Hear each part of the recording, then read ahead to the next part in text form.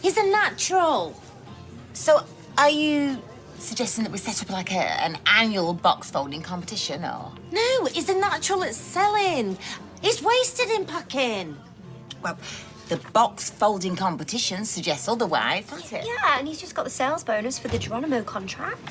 I've been texting you. Do you know where Peanut's toothbrush is? Bathroom. I did him in there last night. Oh, there's a green one hers. Thought you bought me a new one. Anyway, we were just talking about you, actually. The talk of the street. The talk of the street. The talk of the street. The talk of the street. The talk of the street. The talk of the street. The talk of the street. The talk of the street.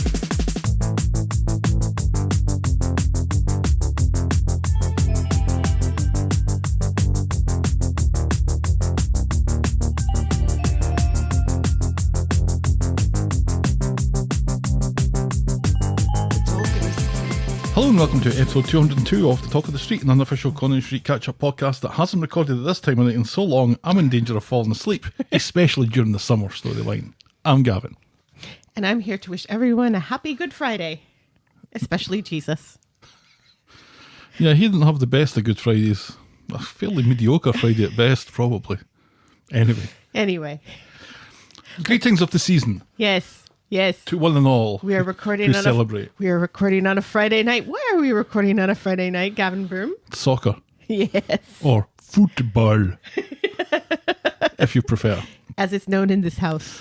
You've already been to a child's football game. Yes. You're just back from one. As have you, because you went to one last week. Yeah, I'm talking about today, though. Oh, yes.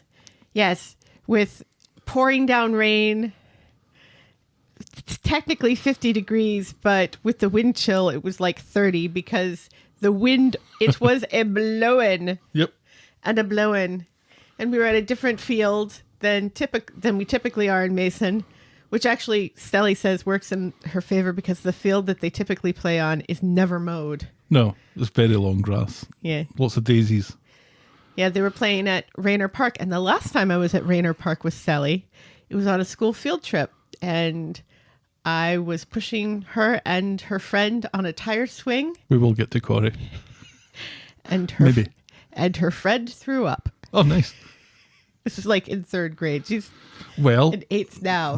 See, that has some Coronation Street connections. Oh, don't say that. Don't say this. So that was one half of it. The other half of it happens at 8 o'clock or so tomorrow morning. Or we need to leave here at like 8:30, I think, to get 45 minutes away. Right. For a local game. Yes. It's a 45-minute drive. That would have got me from America to St Andrews. Right. But anyway. Yeah. America's big. And that's when we normally record the podcast. So the choice was either do it when I get home. Right. Like early afternoon, which means this probably doesn't go out until Sunday. And would be difficult because the other child has a guitar lesson in the afternoon. Right. Or, and you don't notice this, dear listener, because you're just listening at your regular time. But you do. But you need to appreciate that it's my bedtime right now. Because you're an old man. I like an early night. I like going, I have my little routine. I play my Words with Friends for 20 minutes and then I fall asleep. I'm usually asleep by 10 o'clock, certainly by 10:30. And here we are at 9 o'clock. Oh, God, it's 8:30. It's not even 9 o'clock This yet. is going to be such a sore one. Yeah, but somebody has to sit up and edit this shit. As is that dear listener. Anyway, how are you otherwise? Yeah, we actually had quite a lovely day today. It was nice. We went and wandered around some shops. But Gavin and Helen's big day of fun. Yes. Because both had the day of work. We had, and the kids didn't, and they were pissed. We had some lovely Thai food for lunch. Yum yum. Anyway. Good fun. And I bought a guitar. Yeah, well, you bought another guitar. You bought a bass guitar this time. Yeah. I needed a bass guitar. Yeah. And now I have a 3-guitar stand that only has 2 guitars in it. Which means? There's room for another guitar. It's going to have to be filled. Nature abhors a vacuum. Yeah, you need an acoustic. Mm-hmm. Stelly has an acoustic and an electric. You have an electric and a bass. Yeah. We're going to soon have more guitars than people in this house. I'd quite like a ukulele. I'd like a mandolin, which is different, but kind of the same. It's slightly bigger than a ukulele and shaped different. It's bottom heavy. It's more bottom heavy. Mm-hmm. and then a banjo. A hairy banjo? I already have a hairy banjo. Thank you very much. I think what happens is that when we wake up, our banter levels are high, and then it kind of dissipates during the day. So this is going to be a long one. Remember when we thought the opposite? Yeah. That our banter was kind of slow in the morning because it was morning and we hadn't had our coffee yet? I think our banter just stinks regardless. So anyway. It's allergy season. I have an excuse. Shall we preamble, my dear? Yes, please. Give us some of that hypoallergenic corrie news. Chocolate. Where did I put my juice? It's right there. Oh, it's there. It's ginger ale, though. It's not juice. Some ambient sound over there on Gav's side. ASMR. Oh, put me to sleep. Simon Gregson was reportedly in a bit of a tiff at a pub last Friday. You know it's going to be a good corrie news item when it starts with the word Simon Gregson. And was hauled away by police, Hauled. reportedly. He was then hauled in front of Corrie bosses this week to tell him to get his act together or else. Or else what? Reportedly. Right. Evidently, he's only allowed to act like a drunken idiot in front of the camera. Yeah, this was this horse racing based? He was out. He was at the races, but then he was in a pub afterwards. Yeah. So it might have been pub released. And it's funny because Barry Keoghan, who was the Joker in the last Batman movie, who is Irish, he was also arrested for drunken disorderly behavior this week, and then almost immediately let go because anyway. So So it's kind of ridiculous. And then there was a news item that what's his name? The guy who plays Kirk. Andrew Wyman. Wyman, yeah. And the headline was Corrie fans delighted by Wyman's shirtless drunken antics on TikTok or something like that. And it's like Oh. It feels like there's a double standard here somewhere. Speaking of double standards, our next news item, he's not the only one in hot water with the powers that be at ITV. Uh-oh. Matthew Davidge, who has been an extra on the show since 1986. So he's a man in his 50s who has been on the show as an extra in the background, sitting in the Rovers 36 for years. 36 years. Has been sacked for taking a selfie on set with Good Morning Britain's Andy Peters. It's a bit shocking as people are always posting selfies on set. People aren't supposed to have their cameras on set. I wonder why it's different this time. ... Are you suggesting that Andy Peters is a bit of a diva? I think he probably is. No, because he had no idea. This was not down to him. No. Because the guy politely asked him to take a selfie, and Andy Peters said yes, and took the selfie, and then went on with his day. There is a rule that you're not supposed to have your phone on set. Yes. But if Instagram has taught us nothing, everyone has their phone on set, and everyone's taking selfies. I do believe that I've seen a few people in their ITV puffer jackets. Once or twice. Mm-hmm. I heard that this guy was allegedly on his way to jail anyway. Now, you say that, but not one reputable article that I read this week mentioned that at all. Well, it was alleged. Yeah. So probably not true. Probably not. And probably also part of that ... as to why this is kind of problematic that this particular man may have been. It seemed a bit of an overreaction. It's an overreaction, definitely. And it's especially egregious because his agency has also let him go. So it will be very difficult for this 50-something-year-old black man in show business to find work now. And finally, as if all of this stuff was good news, the news is now getting just slightly worse. Sad news.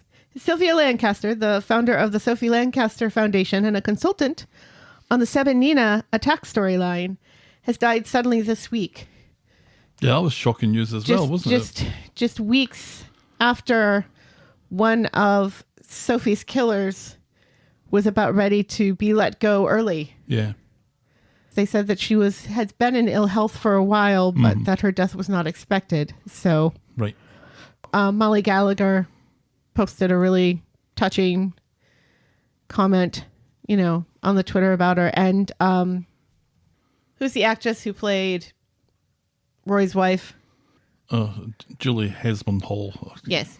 She also posted something as well because she played Sylvia Lancaster in a stage play called The Black Roses. Right. So, and had worked with her about things like this because she knew something about it because she had been targeted after the whole trans storyline by people. Yeah, it's a really Seem to think that weird week as far as Corrie news is concerned. yes, it would be nice to get some good news, but I take what I can get. Right. And at least it's not yet another article about one of the former stars of Coronation Street having a baby or getting a show or something, which is never news that you appreciate. I don't know if I appreciate any of that. Well, it is what it is. That's what it is. Controversial news and sad news. And that's Corrie news. That's Corrie news, and now we'll podcast for coffee.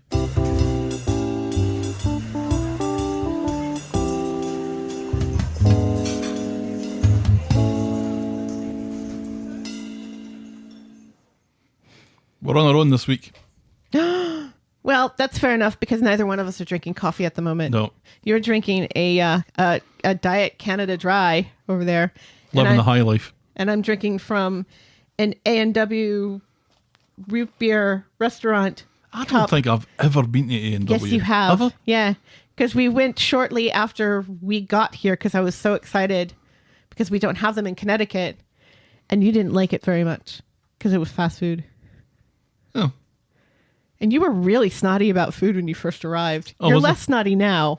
You're still kind of snotty, but you're not as snotty Good. as you were. I'd hate to think that changed too much. I think your tastes have changed the longer you've been in America. Yeah, I can eat American chocolate now without throwing up.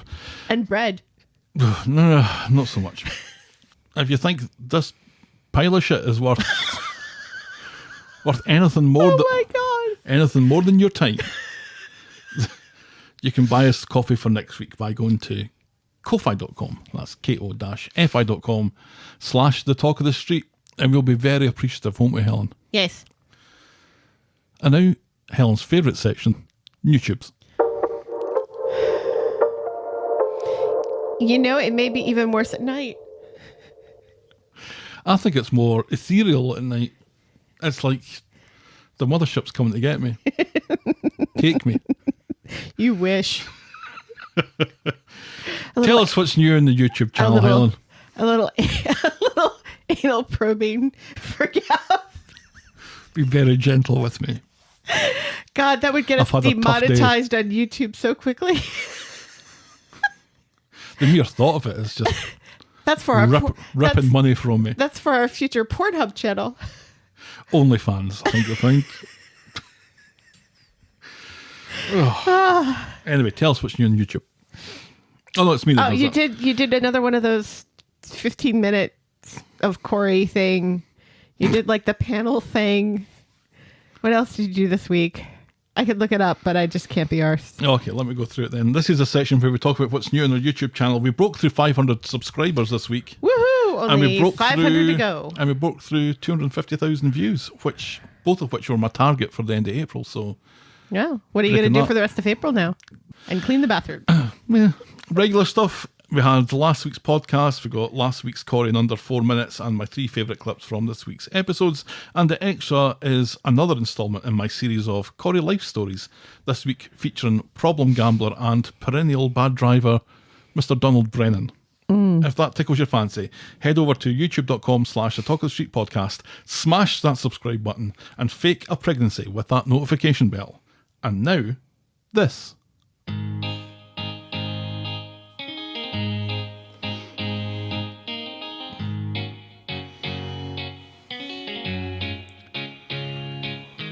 welcome, welcome, welcome. Welcome to Last Year Tonight with me, John Oliver. Just enough time to quickly talk about Royale with cheese. Was this a reference to Pulp Fiction on Coronation Street? That's right, this was the guy from the jewellers who pretended to be a cheese merchant in front of David to conceal the fact that Carla and Peter were getting married. So David said, if you open up your briefcase, does it shine gold like Pulp Fiction? Are you Royale with cheese? Mm-hmm. And they all just laughed as David left. And then Carla, it turned out, bought a ring off this guy because this time last year, Carla and Peter got married. Yeah, and then we never saw them again. We see Carla this week. We never see them together again. I think she's eaten Peter. He's gone. No, he was in it a couple of weeks ago. Yeah, and without Carla. Are they the same person? It's like you and Batman. You never see the two of you in the same room at the same time. Shush you. If there can be an Irish Joker, there can be a Scottish Batman. Yes, I will. I was Gavin and you thought I was talking slowly because I had the COVID. You were convinced I had COVID. We have yet to catch COVID. We're like the only two people left in America. Why did you say things like this? It was my turn to get Moderna in my veins. You talked about MCU TV shows for 10 minutes. Yeah, now we have a podcast for that. And that was the preamble. Nick has to choose between Sam and Leanne, and a flippantly uncharitable comment from Natasha might be enough to make up his mind. Billy witnesses Todd's penchant for manipulation as Eileen and George are nudged together so Todd can make cowboy funerals a thing. Remember cowboy funerals? Kathy's 60th birthday brings a tornado of bad news as fallout from the trolling business continues to rain down on her and Brian. Hope's made-up story about a caravan holiday that didn't happen and Ruby's incontinence forced Tyrone to rethink his living arrangements. Michael's paternity test results are due and the results aren't going to make Ed happy either way. Faye gets some bad news ahead of her sentencing for twatting Adam over the head with an award. Seb is Asha with a man bun when he becomes upset that Nina is capable of having a life outside their relationship. This was when he was trying to go to one of her goth concerts. Oh yeah, remember that? And he kept on insisting on going for a start. Right. And then if he was going, he had to dress up like a goth. Well, he thought he would have to dress up like a goth. Because people have to get dressed up in a concert. And Paul convinced him he had to dress up like a goth. And when he did, Nina was like, no, take all of that off. Yeah. And your pants. Peter and Carla throw caution to the wind, ignore any potential ambiguity or fate tempting, and put Project Endgame into action, while Daniel misinterprets his best man duties. Dev is released without charge. Toyah conducts a therapy session at the bistro. Sally drops the capers. And Steve Martin lies about cheese. Our moment of the week was Peter and Carla getting married, and our boring moment of the week was Hope's made-up story about the caravan holiday, and that was Coronation Street and the talk of the street, this time last year. Shall we dive in, my dear? You know what my blah blah blah Permission was pending. going to be, and it wasn't because we went out shopping instead. Mine was going to be, and I saw Joe Jatine in a movie today. Oh, you did? And, you did? And I didn't because we went shopping instead, and I didn't have time to watch a movie. To see it? No, so by the time we got back, you were sleepy. So I have to watch, and I had Corrie to watch. Oh yeah. So tomorrow I shall watch a movie with Joe Jatine in it called Tube Tales from the 1990s. Tube Tales. Tube Tales. Or Tube Tales. Yes. So shall we dive in, my dear? The kind that you travel still permission in. pending. Not fallopian tubes. Right. Yes, please. Fucking hell. I'm never doing this at night again. We're sober. We're sober. Our first storyline this morning is the estate of the late Richard T. Chin. On Monday, ominously, Kelly's playing with her mum's morphine bottle as Maria gets up trying to come to terms with her mum being as dead as her dad. She wishes she had a chance to speak to her because now she can't because she's dead. Yes. At the furniture thing, Maria is telling Gary how horrible Laura's death was when the Undertaker and Todd show up. They've got Rick and Laura's bodies stacked up over Robert's through the back, so they ask her to get Kelly to decide what she wants done with them. Do you think they'll hide Robert's ashes underneath Rick's chin? What's that under Rick's chin? It's Robert! Yeah, because obviously Rick can't have like an open anything No. because he's been rotting for 2 years now. So a double-decker coffin. Just sneaking Robert in there just to get rid of him finally. But imagine having to deal with a dual funeral at, what's Kelly, 16, 17? Yeah, Something like that. yeah. That's I can't imagine one. And I mean we've done that with your mom, and well, you've done that with both of your parents, but Yep. you at least had me for your mom to like hold your hand and stuff. I didn't help you with any of the deciding stuff, but your mom had everything taken care of. But She did. Laura and Rick didn't exactly have a lot of time. Laura had time. Laura could have made this easier for Kelly. See, these are things that people don't teach you how to do at school, No. like how to arrange a funeral. Right. And thankfully, the funeral director does an awful lot of that for you. Yes. Because what do I know about arranging a funeral? Right. The only experience I had of it before my dad was watching what my parents did with grandparents. Right. And I was too young to really Yeah, know absolutely. much about that. So the funeral director keeps you... the funeral director and Betty. Because everyone keeps you needs right. a Betty. Everyone needs a Betty. An old woman who was a friend of the person who's dead. Right. Just to keep you right. And Kelly has none of that except No. for the Undertaker. Right. She does have him, which is helpful in the long run. Back at the Rose Gold flat, Gary and Maria mentioned to Kelly the conversation they had with the Undertaker, and Kelly is surprised to find she hasn't the first fucking clue what to do about her parents' remains. I find it hilarious that even the glasses and cups in that flat are The pink. mugs are pink. I noticed that this week as well. I was like, bloody hell. Gary, put your foot down about this. Jeez. Gary, you do live here Right? somewhere. Maybe he's the one who likes the rose gold. Who knows? Then she gets a call from her dad's solicitor requesting a meeting, but because they don't have a set for the solicitor's office, they arrange to meet at the Rose Gold flat. So the solicitor comes over and tells Kelly she's the sole beneficiary. I've wondered if Kelly had a brother. I thought, did we not get a mention of her brother at some point? No, must be making I that. think you're thinking of Emma. Yes, that's what I'm thinking of. Emma has a brother that we never see. Steve has a brother we never see. There are people Don't start going through people who have brothers. that we never see. That's the important part. Kelly isn't interested, but Gary's keen for a number to be put on it, and the estimate comes back at £380,000. Now, Laura paid a detective to find out how much, to find Rick's money. That detective didn't do a very good job when he could have just called. No. This is Rick's legitimate money. Laura thought that he had plenty of illegitimate money. But her whole concern supposedly was that she wanted to make sure that Kelly had something to fall back on. Because that 380k, a lot of that's the house. No, it's 380K plus the house, which they haven't valued yet. No, I didn't think it Remember, was that. the solicitor says that they haven't valued the house yet. But they reckon that it's all those wads of cash that That's he a- had in the safe and all that sort of That's stuff. a big house. It was a nice looking house. Yeah. I like your house. Oh, remember when we used to do that? No, let's not do that. Kelly's dumbstruck. Ka-ching, says Gary. He tells Kelly that this will set her up for life, but she wants no money that came from another person's misery. Gary offers to go scope out the house to see if it's okay, whatever that means, and Kelly gives him the green light. So creepy Gary goes round to Rick the Gin's house to have a good old creep and probably knock one out in the potted plants. Gary gets back home. Oh no, he sees some pictures of Right. Rick the Gin And a with Kelly. golfing trophy. What's a golfing trophies?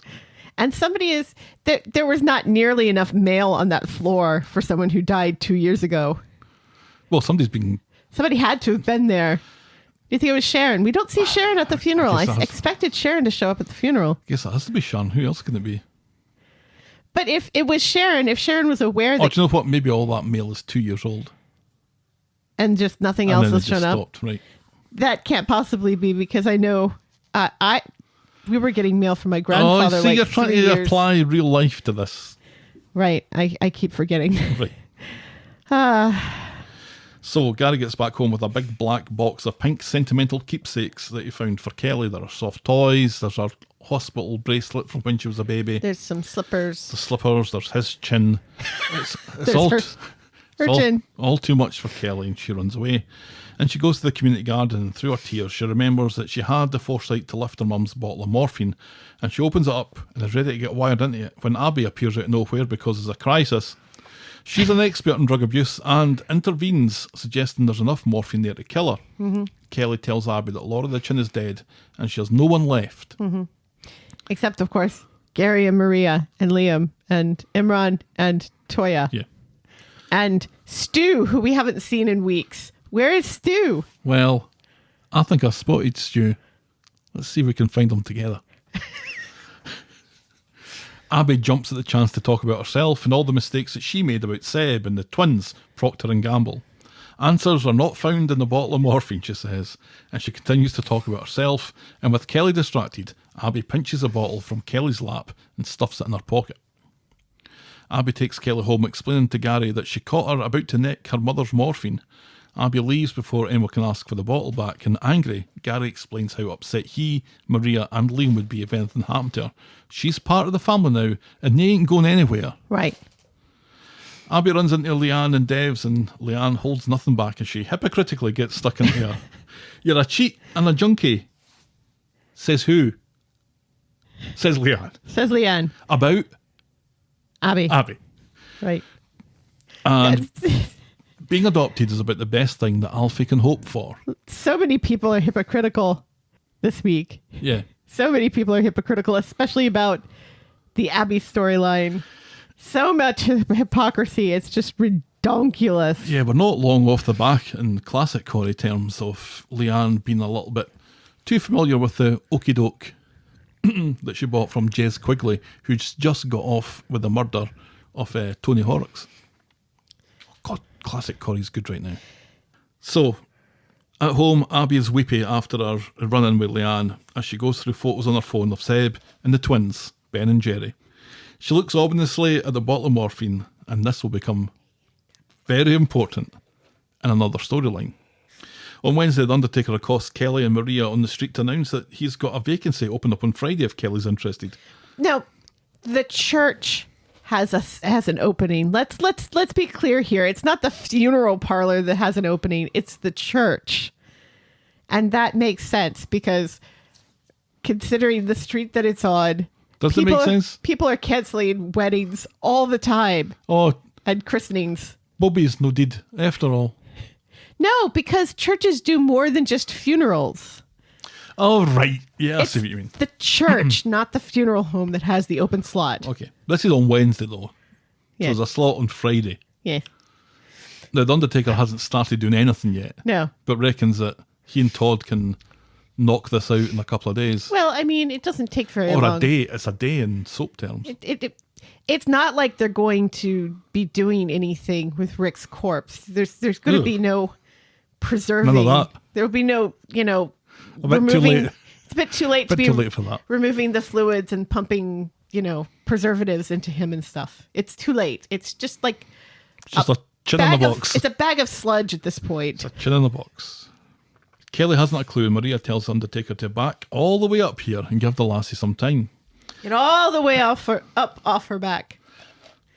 Row. Later at the Rose Gold flat, Gary thinks that getting the funerals over and done with on Friday is probably a good idea. Maria warns against pushing Kelly if she doesn't want to go. And about that, now that Maria is a fancy counsellor, maybe she shouldn't go either. And Gary is appalled. They both need to be there for Kelly. Mm-hmm. Later, Kelly comes in. She's decided that she wants to do Rick the Chin's funeral on Friday and Laura the Chin's the following Wednesday. Isn't that convenient? Yeah. Can you imagine if she wanted it, I don't know, on a Tuesday or a Thursday? She couldn't do any of this without Gary and Maria, so Maria is guilted into attending the funerals after all, and Gary is grateful. Families come first. Even though I suppose so, says Maria. Kelly is borrowing her one fancy blouse, which we don't get to see because she's wearing her coat the whole time. It's the one thing in that flat that isn't rose gold. On Friday, it's Rick's funeral, so we can expect to see Billy later then, I would imagine.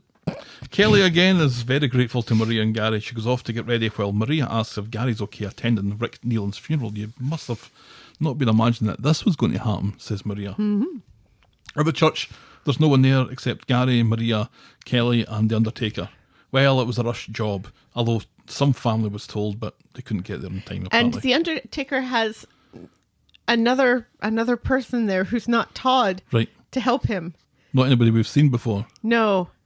Gary is worried that some cronies might turn up. Uh-oh. Looking for some...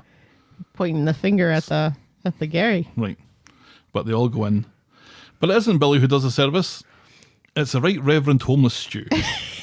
Only it's not. It's just... It's homeless stew's brother. It's a priest who also has who's also a fabulous silver fox. Then two ruffians come in and one of them walks up to the coffin and spits in it. Yes. And it's a big old hawker. It's like, Yeah. I was like, really? I don't appreciate having to see this. It's one thing to see somebody go and you know they're going to spit. Mm-hmm. I don't need to see the spit land on the coffin, thank you. Gary's outraged and decks the guy. Good for you, Gary. Yes. He throws the thugs out of the church and there's some paps in a bush that take photos of Gary and Maria. Kelly has done a runner. See, this is what Maria was worried about. Right. The pap getting caught by the paps. Which? But not like really? Is this... How slow is the news day in Weatherfield where we're taking photos of Maria at the funeral of Rick the Chin? I suppose he was like a bad guy and it was probably quite the story to find the body and stuff, but come on. Yeah. These are not the Kardashians. I think he made himself out to be a reasonable businessman. Yes. He gave people loans who needed money in a hurry. And he was very loving with his plant. Right.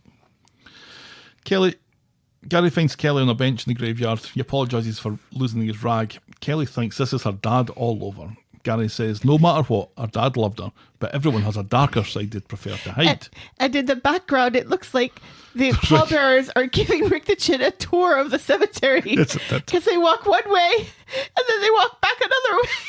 Yes, they did. It's so weird. It's like, does Sir prefer this plot? The park view? Or this plot over here? Or the road view? I'm sorry, sir, I didn't hear that. You have to speak up, sir. I can only hear your chin. Yeah, that was funny. Kelly wishes she'd known that he wasn't worth caring about, and she goes off to say goodbye properly and asks Gary to go with. So Kelly goes to the graveside and reminisces about Blackpool and throws in a stick of rock into the grave, and she goes off while Gary has some words of his own to say. Whoop, whoop, says Gary. And he takes a shit in Rick's grave, promising to take care of Kelly better than Rick the Chin did. Now, what is a stick of rock? Stick of rock is a traditional holiday candy that is, it's a hard, it's, if you bite into it, you're going to lose a tooth or two. So it's like a peppermint stick, but flavored differently. Yes, although it does taste kind of pepperminty.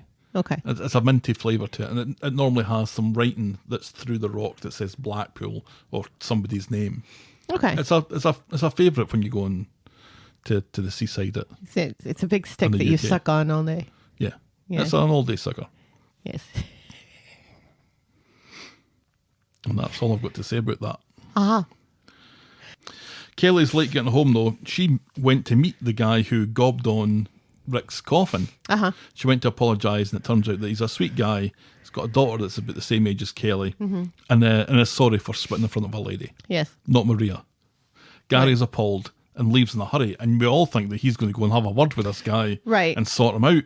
Yes, because Kelly has forgotten the tea bags she was supposed to be getting. Yeah, so when Gary comes back, he's got the tea bags. Yay, tea bags. And he explains to Maria that he was going to go and see that spitting bloke, but he changed his mind. Maria tells him that all that matters now is Kelly and getting their lives back on track. And then she finds that she's suddenly got shitloads more followers on Insta just in the last couple of minutes. How does that happen? Oh, also Gary was over at the house and has apparently called Ed to get Ed and Paul over there to fix it up a little bit. Was that what that was? Yes, because he mentions Paul. Oh, right. And that's that storyline for this week. Yes. So that's us, one half of the funeral's done. Yes, and another funeral to look forward to next week. I do like a bit of a punch up at a funeral. Well, I think this may not be the last time Gary punches someone at a funeral. At a funeral. In the month of April. In the month of April. It's possible it might happen again. You'd think that Laura would have more friends. Yes. But then again, nobody came to visit her in the hospital but Gary. I always got the impression that she was kind of a lady of what lunched society, kind of Sex and the City type person. No, she kind of seemed like she wanted to be that kind of a person But the society ladies never let her in. So she kind of said, fuck you to them and started wearing her hair like Taylor Swift. Yep. And occasionally Katy Perry. Right. As we learned this week. And all of Kelly's friends thought she was hot shit. Because remember, Kelly was at that private school and she hated it because people treated her poorly because her dad was just a lowly businessman. Yeah, she didn't have the right kind of money. Right, yes. Do you find it kind of ridiculous that big, massive house was just sitting there and Kelly was homeless? Yes.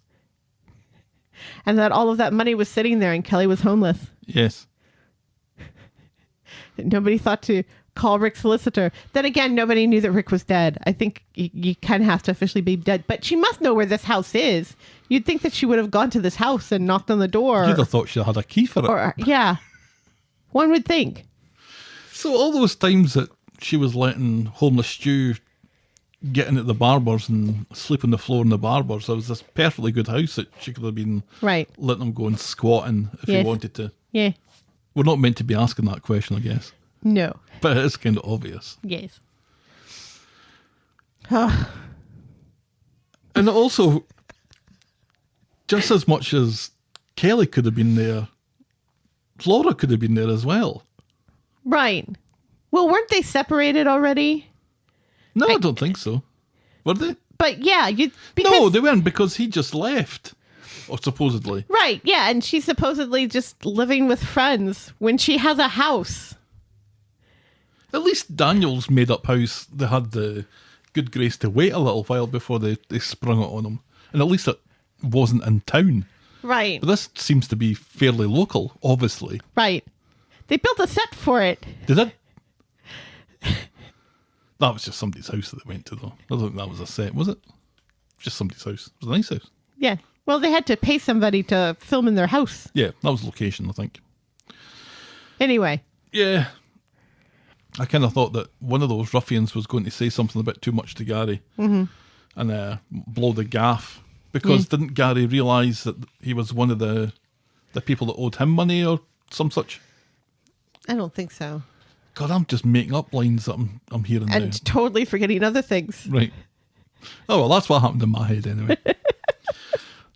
Yeah, it was Gary saying that this is it. Right. This is it done. He's buried now. Yeah. He's got away with it. Right, yeah. We've waited for 2 years for something to come of this. He's going to do better by Kelly than Rick ever did. Yep. Supposedly. That's it. Yeah.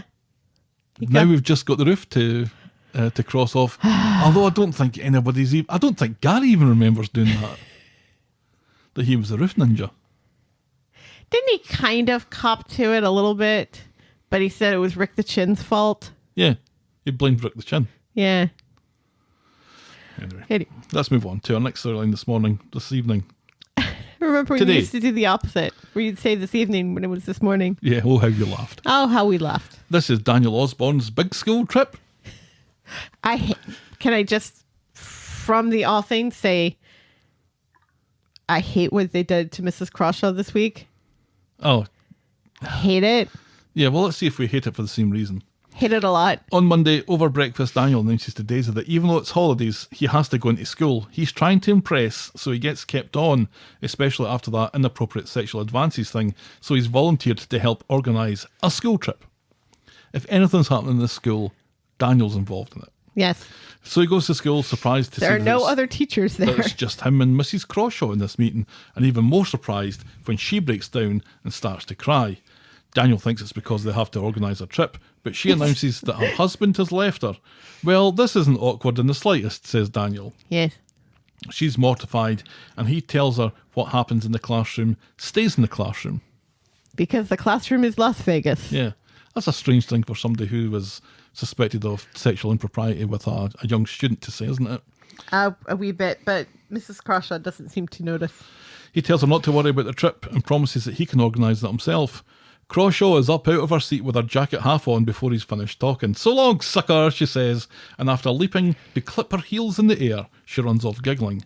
This is so awkward, says Daniel. Yes. Later, Daniel explains all this to Nicky. Nicky could do with a leg up as well with the bosses, so she offers to help Daniel organise the school trip. Why is he in Nina's roles with Nicky when at the very beginning of the storyline, when he explains to Daisy about this, about having to go in, she says, well, just you come home afterwards and I'll greet you at the door wearing nothing but my knockoff Jimmy Choos. Oh. Because apparently this is an episode of Sex and the City from the 1990s again. Properly. The 1990s. Thank you. Later, Daniel explains the listed note. Yeah, we're in with Nicky instead of having sex with Daisy in her Jimmy Choos. Daniel agrees, but has an expression that says Daisy is going to fucking kill me. On Wednesday. Also, we get to see Nicky's kid for the first time ever. Is that the first time ever? Yeah, I think so. Yeah. On Wednesday, in Nina's roles, Mrs Crawshaw comes in, who seems to scare Roy when she wants to suck on one of his lovely eclairs. She asks Daniel for an update on the Edinburgh trip plans. That's because Roy's heart belongs to Evelyn. And Daniel would be happy to, but he has to quickly rush away and start working on the Edinburgh trip plans. Daisy comes in to catch the end of this, learning that Nicky is also working on the plans. She's not happy. Dum, dum, dum. So she challenges Daniel on this, and Daniel apologises, blaming Nicky and saying that, look, it's going to save me a ton of time in the long run. Isn't Nicky a treasure? More says time Daisy. that I can spend with you. Yeah. Supposedly. Daniel and Nicky are discussing the terrible idea of him wearing a kilt to the school trip. They see Beth and Kirk. And Nicky correctly points out that this would be cultural appropriation. Well, plus she's seen his legs. Because he's not Scottish. Oh, I lived in Edinburgh. I lived there. They see Beth and Kirk, so decide to go back to the flat to discuss the trip plans rather than walking by them to get to the pub. Right. Daniel is brave. Right, because they know about Nicky. Yeah, Kirk I think particularly knows about Nicky. Yeah. And everyone's afraid of Beth. Daniel was fraternising with a sex worker while his wife was still warmish in the ground. Right. So Kirk But didn't approve of that. At least she was dead at this point. It's not like what he did with Bethany. That's true. At the flat, planning for the trip seems to be looking at Edinburgh tourist books. Nicky nips off for a shite just as Mrs Crawshaw comes in with wine and a desire to get her whole. Call me Orla. Call me Oral Orla, says Mrs Crawshaw. Mrs Crawshaw, you're trying to seduce me, says Daniel.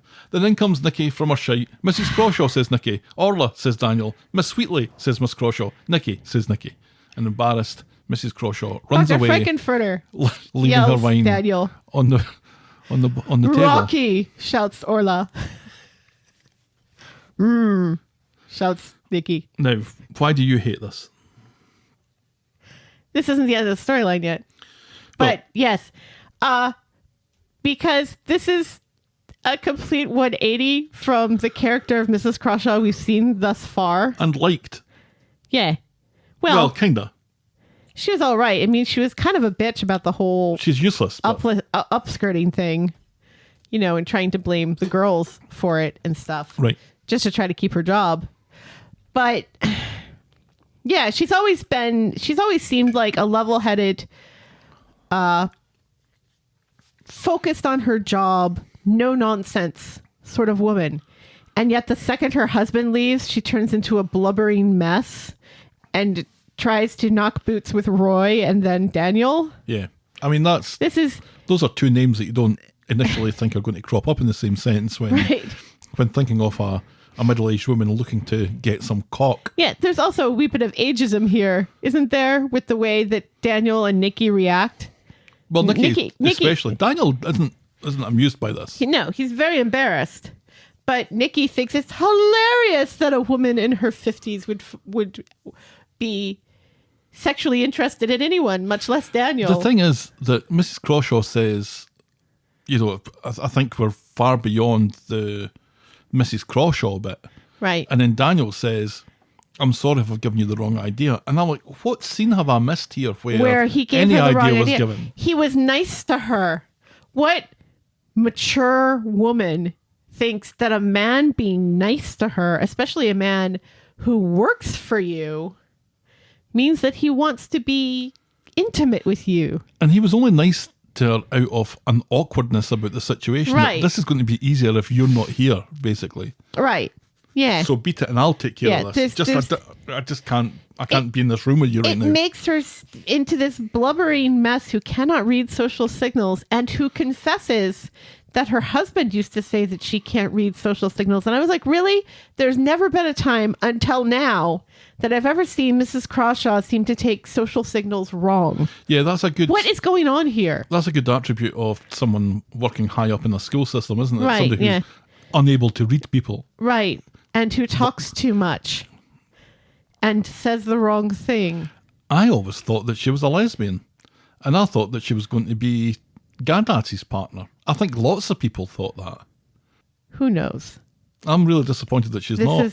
Well, I'm disappointed in a lot of things in the storyline. I think it's so ridiculous and inappropriate and just making a character different and sad and desperate for a laugh. Because that's all this is, isn't it? This is not... Well, I think this is, again, a kind of victim of the success of the character, because I think as a character, Mrs. Crawshaw has been well received by the audience. Mm-hmm. This probably wasn't expected. No. So the show, seen, oh, here's a character that's getting some positive comments against her. What can we do with her? To fuck it up. Yeah. Because we can't just let her be this reasonably anonymous assistant head in a Right. in a inner city Right. high school. Right. So now we have to give her things that are affecting things of from outside her Right. school life that are affecting her school life Right. now. Which is, she was always the character where these are very separate things. Right. And the fact that she met her husband on a singles cruise. Right. None of this makes sense. None of this makes sense for this character. Yes. So At all. stop ruining Mrs. Crawshaw. Right. She was fine just the way she was. Right. And I don't see what this is adding to the Daniel storyline, because It's the not. Daniel and Nicky and Daisy Right. has enough people in it. I think the only thing that it's sort of added to, but it was dissuaded very quickly, is Daisy walking in and maybe misinterpreting what Nicky is talking about Right. there. This But is very quickly, Nicky says, implies that it's not Daisy that they're talking about, that something else has happened very awkwardly. Yeah. And it involves this bottle of wine sitting here with a screw top, which also is not something that I think Mrs. Crawshaw would have bought. Oh, you're a wine snob. Funny for a sober person. Yeah. Nicky thinks this is hilarious, which you've said, and tells him to let Orla down gently, which he'd already done. Right. Just as Daisy comes in, curious to know what they're talking about, pour me a large glass and I'll explain it all to you, says Daniel. Right. Still kind of being somewhat mysterious. But also, still being kind of a dick, like, oh, I'm so traumatized by an older woman finding me attractive that I need you to pour me a large glass because it's so traumatizing that an older woman finds me attractive. On Friday, Fucking A, this storyline. in Nina's Rolls on Friday, Daisy meets Daniel and suggests that they do something nice. And then Nicky comes out from doing another shite, which puts the kibosh on Daisy's plans. They're still planning for the Edinburgh trip. Edinburgh took less time to build than the trip took to organise, thanks Daisy, aloud. At the Rovers, Daisy is destroying the pub because she's so angry about Daniel. Jenny tells her to think of the glasses and calm the fuck down. Won't anyone think of the glassware? Tell Nicky how you're feeling. Kill her? Asks Daisy. No, tell her how you're feeling. Right. So Nicky comes into Rovers looking for Daniel. Daisy wants a word in her shell like, let's get to know each other a little bit better. So they go through the back and Daisy admits to feeling jealous of her. Nicky insists very quickly that she's not a homewrecker and she's not a cheater and she wouldn't be friends with Daniel if he was one. She tells Daisy... No, she wouldn't find him attractive if he was one. Same difference. They're still friends. She tells Daisy if he was a cheater... No, well... Because she admits that she was attracted to him, but she wouldn't want him if he cheated. She tells Daisy that she's got a good one there and she doesn't have to worry about her. Bye then, says Daisy. Right. Never once bringing up the fact that the thing that Daisy's really annoyed is here they are on their Easter holidays and she hasn't been able to spend any time with him. What she needs to have said is, look, I understand you guys have to organize a school trip, but would you mind just letting me have my boyfriend for a couple of hours this weekend? That's what she should have said. because that's what annoys her the most, is not getting to spend time with him. This has not solved that. No, but he should be man enough to say to Nicky that we're just doing this for an hour in the afternoon and then that's it. You haven't met Daniel before, have you? Daniel. I have very strong feelings about Daniel. Daniel, the one who had to have people explain to him why maybe it was inappropriate to be focusing so much attention on Summer and how someone Summer's age might have misinterpreted all of that. He's clueless. He is, but he willingly was railroaded by Nicky into helping out because he knew that this wasn't a good idea and he just completely folded. Well, he messed up by meeting up with Nicky for some reason in Nina's roles instead of going home and getting his hole with Daisy, which is what he was supposed to do after this whole thing with Crawshaw. She had her shoes on and everything. Right, her Jimmy Choos. Her fake Jimmy Choos. Yes, her knockoff Jimmy Choos. She's an influencer. She is. Should she be wearing knockoffs? Well, she can't exactly afford real Jimmy Choos, but not much of an influencer then. But also, again, Jimmy Choos were popular in the 1990s. Yeah, it's all Skechers these days. Oh, we didn't go to Skechers. We didn't. I spent enough money, it's fine. It's true. Yeah, I mean, I'm still baffled by the whole Crawshaw thing. That can't be it. Can it? It's despicable what they've done to that character. I am not a fan.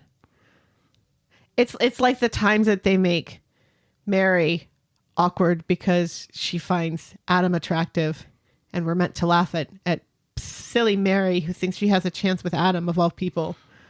So I do think that's funny because it's her kryptonite. Adam is her kryptonite. Yeah, but also it's this woman who's not traditionally attractive wants to get it on with this younger and attractive man. Isn't that hilarious? He gives her enough. Well, because he's Adam.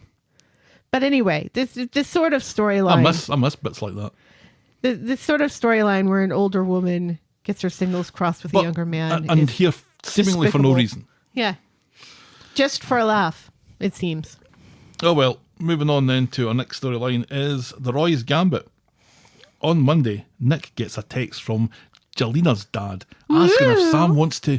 Oh, it's saying here. Do you want to play chess? Do you want to play chess? That doesn't sound like something you'd be interested in. Nick wants to host at the bistro, but Sam is insistent that they play at Nina's Rolls so Roy can be there.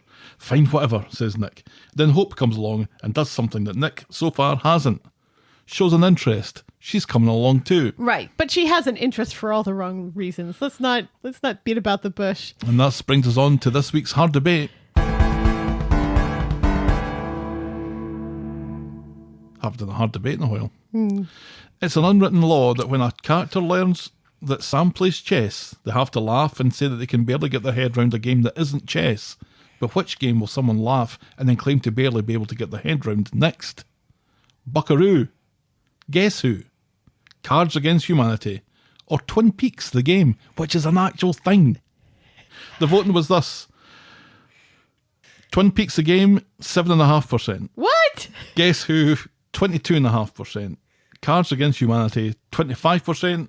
But the winner, with a stonking 45%, was Buckaroo. The only one that I didn't know what it was. There's a donkey or a mule that's put on a kind of lever, and you have to put items on the mule's back, and once the weight gets to a certain amount, the mule kicks everything off, and that's Buckaroo, and that's you've lost.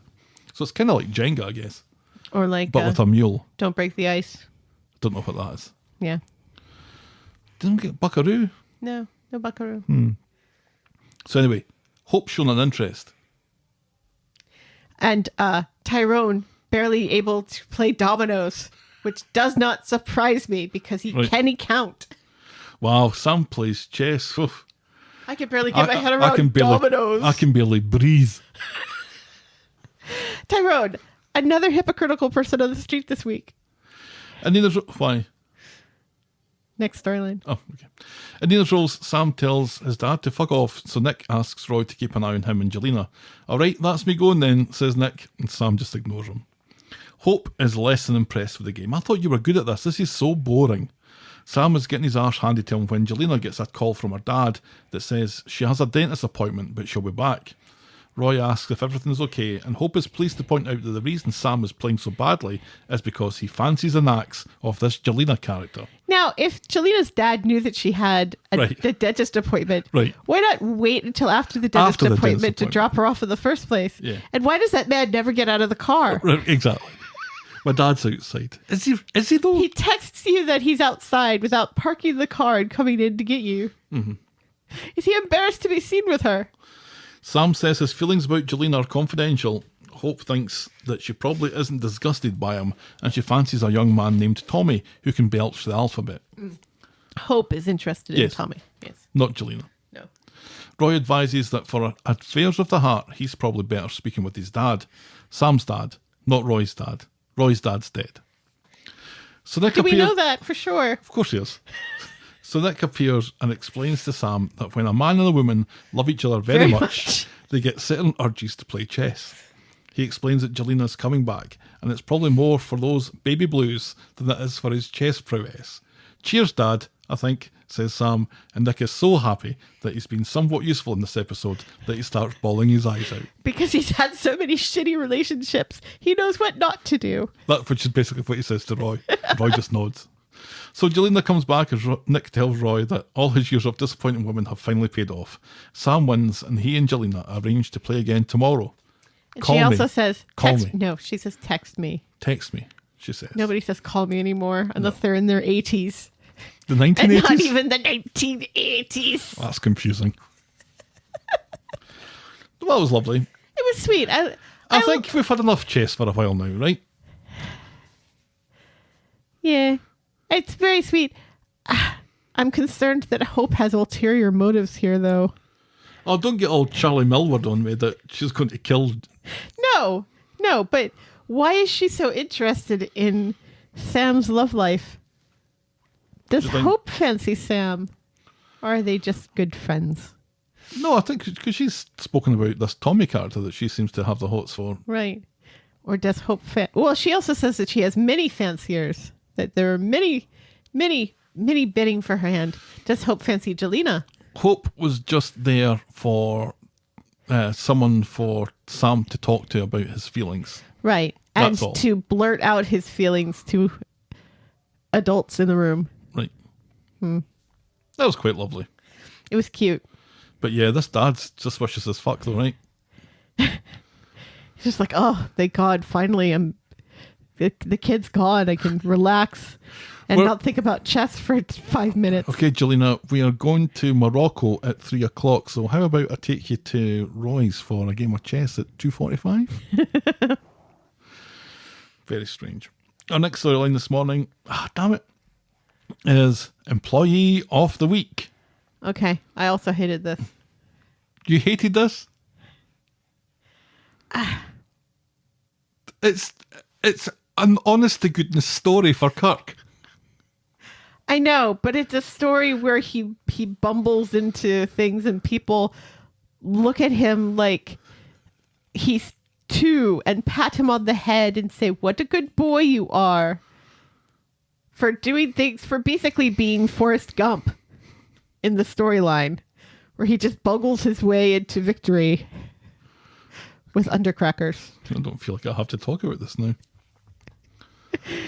I've written the notes, I might as well. Yeah. On Monday at the Knicker Factory, Michael's in his Rupert the Bear jacket as Sarah announces that she's introducing a bonus scheme for the person who brings the most new business into the place, remembering that it's a Knicker Factory and its primary objective is to make money, not be a refuge for people who don't work there or come in to speak to people who do. I quite liked Rupert the Bear.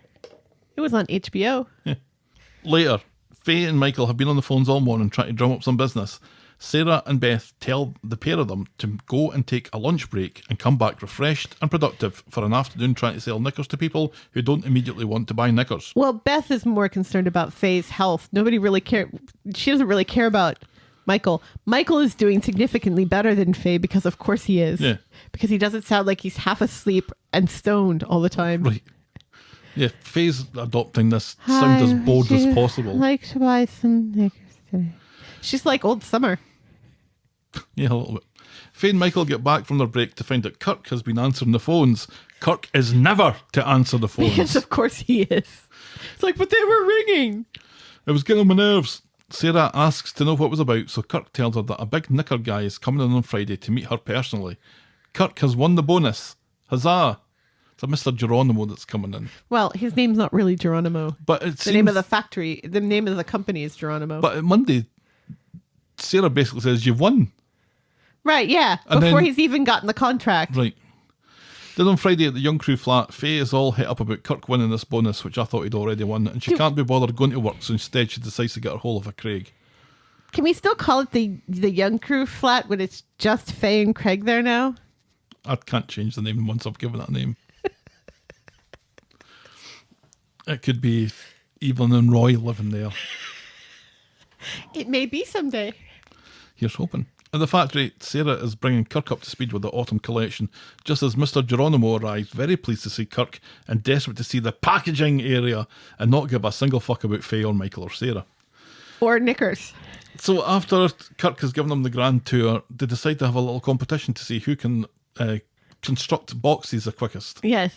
And Kirk obviously wins. Yes. So Mr. Geronimo signs the deal because Kirk's a fucking moron.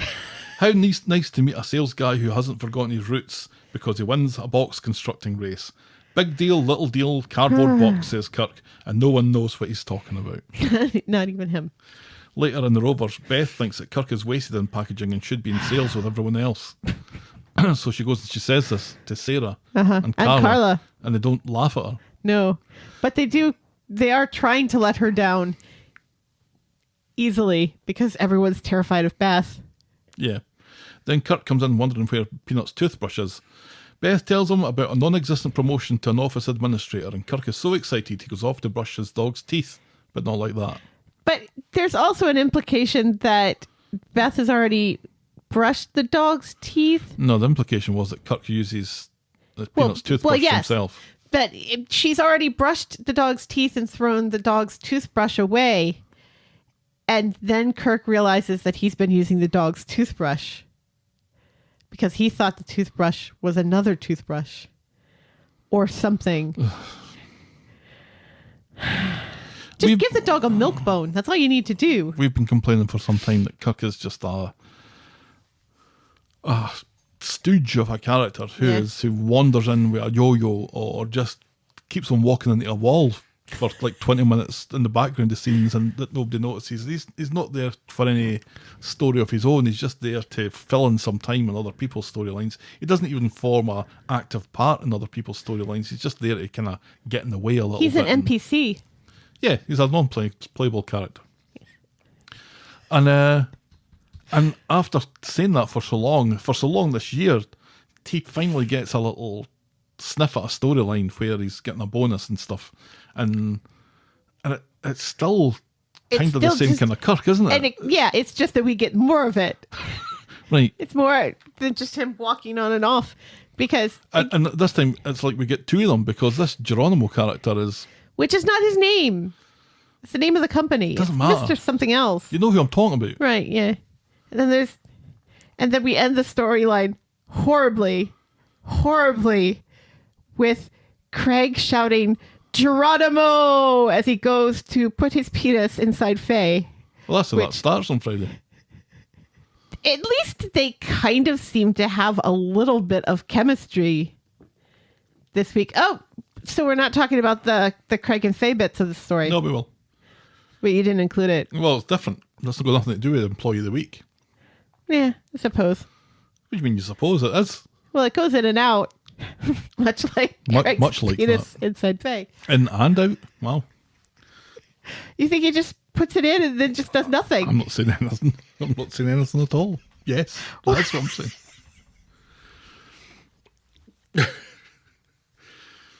You ever seen The Inbetweeners? Unfortunately, yes. Yeah. I imagine it's kind of like that. I don't imagine it. I don't imagine it at all. But see, when, I do imagine it, it's kind of like that. Yeah. I think Beth would probably be more interested in the money than she seems to be. The bonus would be... I was surprised that Kirk, who loves packaging, whose whole life is packaging, didn't immediately say, no way, I don't want that. I want a package. That's my life. That's what I live for, is packaging knickers. Because he's not going to be, and this may be what happens next week, is that he does the whole office administrator thing, sucks at it, hates it because it's not building boxes, and wants to go back to his boxes. It'll be like Craig going from the police to boxes, and then going from boxes back to the police. What I want is Kirk to be shit hot at sales. I want Kirk to be magnificent and bringing in business into the knicker factory. So much so that they can't have him packing knickers because they need him to be drumming up sales. So Faye has to go and do the packing or something like that. No, this is also kind of irritating because, as I pointed out earlier, Michael is better at selling knickers than Faye is. Mm-hmm. And now Kirk is better at selling knickers than Faye is. And better than Michael as well. And Toyah barely shows up at work. It's never there. She does show up, but then immediately Sarah says, all right, I want you to stop doing your job and come and sit with me instead. Right. Which we'll talk about, I'm assuming, later. Yeah. Remember how good last week was? Yeah. Seems remember like how great last week was? Remember we were like, a week we can really sink our teeth into. A week where we have many, many options for moment of the week. A week that's just so amazingly acted and written and directed. It was ridiculous as well. Remember, it was still ridiculous, but it was predominantly really good week. just. This was not a really, really good week, but last week we got Everything Everywhere All at Once. This week we have Morbius. Since you've been watching Coronation Street, can you think of a storyline that was Kirk-centric? Not just a storyline that featured Kirk in it for a dramatic purpose, because I can think of a couple of them. But when was the last time a story was really about Kirk? And I think I've got it, but it was a long time ago. I remember vaguely a storyline with Kirk in it. Well, I kind of want to say the whole Sean pyramid thing, because Kirk was the one who was very, very angry about it and actually was the one person that got into Sean, but that wasn't a Kirk-centric story. That wasn't his story.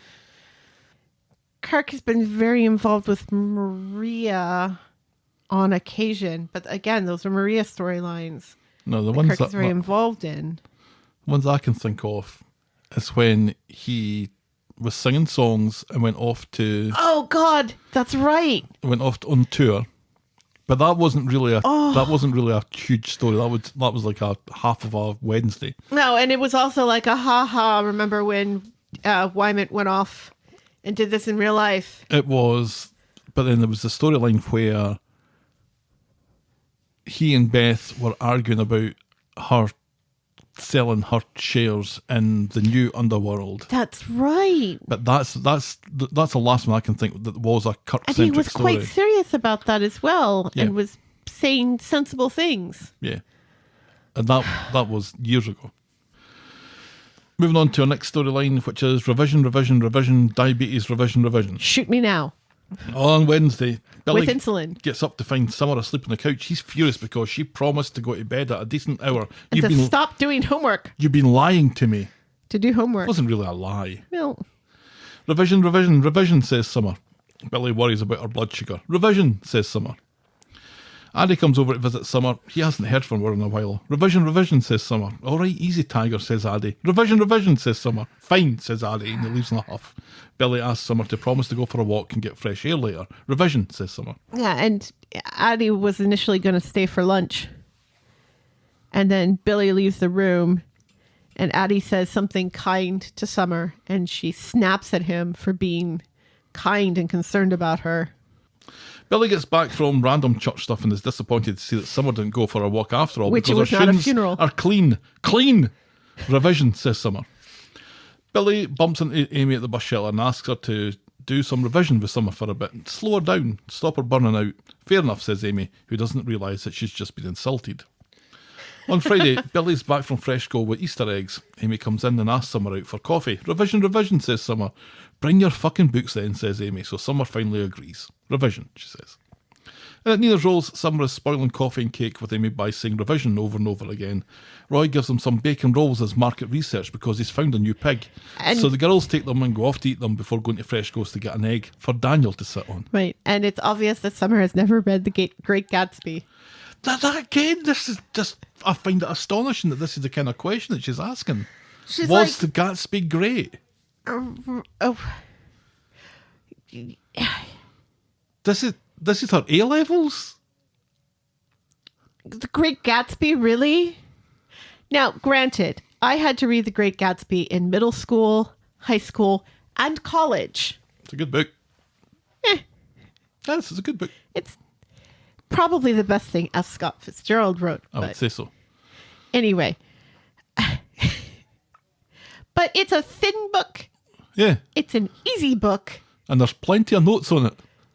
Right. And a movie. A couple of them.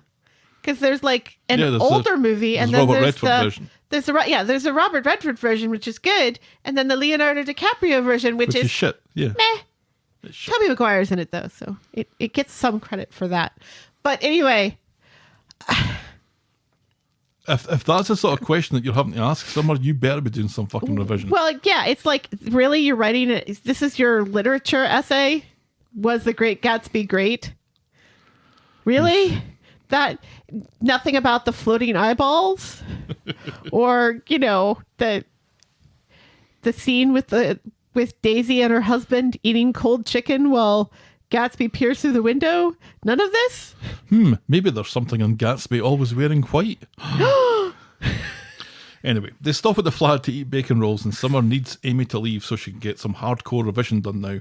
So Amy leaves, and Summer goes to vom up the bacon and cakes, but then Amy comes in to get her phone and hears Summer vomiting and immediately, correctly, puts two and two together. Smart Amy. Summer tries to deflect, but Amy will not be deflected. She knows this has been going on for months because she remembers when Summer got some extra candy for Billy's That she soup claimed kitchen was thing. for the soup kitchen.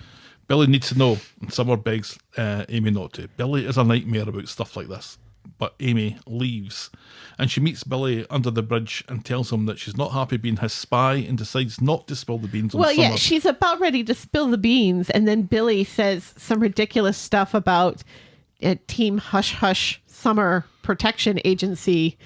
Yeah, he's a dick. Garbage. Right. Yeah. Billy is his own worst enemy. Because this is what makes Amy say, yeah, I'm not telling you shit. Right. So Billy gets home and Summer worries that Amy has blabbed, and when Billy says that Amy was happy as Larry last time he saw her, Summer has to think of another reason why Amy is an untrustworthy whorebag. She talks when I'm revising, says Summer. Well, tell her not to, says Billy. And that's as far as we get with that. Ugh. It's so dull. Yeah, and it could be a very interesting story. There's been a lot of talk about the fact that there are people with diabetes who develop an eating disorder because of the insulin and everything, and because they put on a little bit of weight with the insulin, and are already having body issues because of the diabetes. And how nobody ever really talks about that, and nobody really ever really talks about diabetes in television and movies. There's been a lot of praise for the new Pixar movie Turning Red because a number of the kids in the class have insulin patches, and people with diabetes are like, oh my God, I've never seen myself represented in a movie like this where it's just normal for kids to have insulin patches on their arms. And they just ruin it. They ruin it by covering it all up with stupid revision. She's a smart kid. She should be done with this revision. It makes her seem like a dumb kid. Yep. And it just, let's focus on the body issues, because that is far more interesting and far more relevant than a nerdy girl who just likes to do homework all the time, which makes no sense. They've kind of killed it by just throwing far too much at her, because she had the stress about, remember when she was all stressed out about getting into Oxford and stuff? Right. And now she's all stressed out about getting her exam results, and she's just all stressed out. But on top of the And being all stressed revising out, she's essays got the and stuff. diabetes, and she's, it's... I don't think this has been working for a while. No. And I don't think it started to work at all. I No. mean, the only thing that really went in its favour this week was Amy finding out. Right. Because everyone needs a friend like Amy. Right. And then it immediately backfires, because instead of doing the right thing and telling an adult about this so maybe Summer can get some help, Amy gets her chin up because Billy's a dick Right. and says nothing, which is going to lead to some bad stuff happening to Summer eventually, probably.